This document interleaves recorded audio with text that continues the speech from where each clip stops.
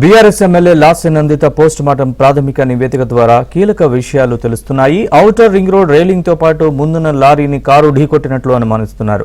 అతి వేగంగా వచ్చిన కారు ముందున్న వాహనాన్ని ఢీకొట్టినట్లు ఆనవాళ్లు కనిపిస్తున్నాయి. ఈ ప్రమాదంలో కారు బ్యానెట్ పైభాగం పూర్తిగా ధ్వంసమైంది. ఎడమ వైపు ఉన్న ముందు చక్రం నుజ్జునుజ్జైంది.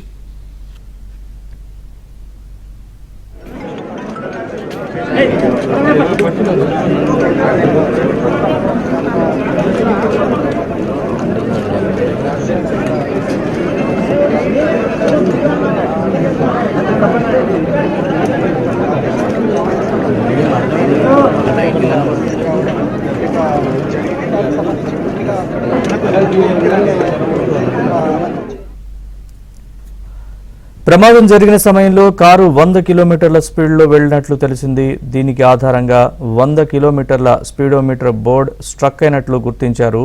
నందిత కారు బ్యానెట్ పైన పైభాగంలో అంటుకుని ఉన్న ఇసుక, ఇతర క్లూస్ సేకరించారు పోలీసులు.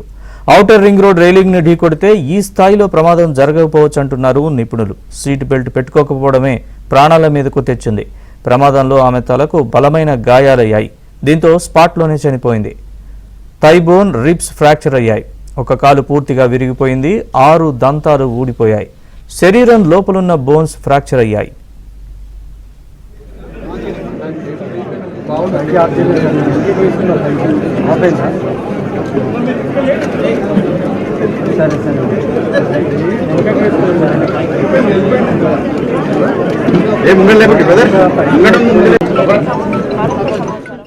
మరోవైపు ప్రమాద సమయంలో కారులో ఇద్దరే ఉన్నట్లు తేలింది. పిఏ ఆకాష్ కారు నడుపుతూ ఉండగా ఎమ్మెల్యే పక్కన కూర్చున్నారు.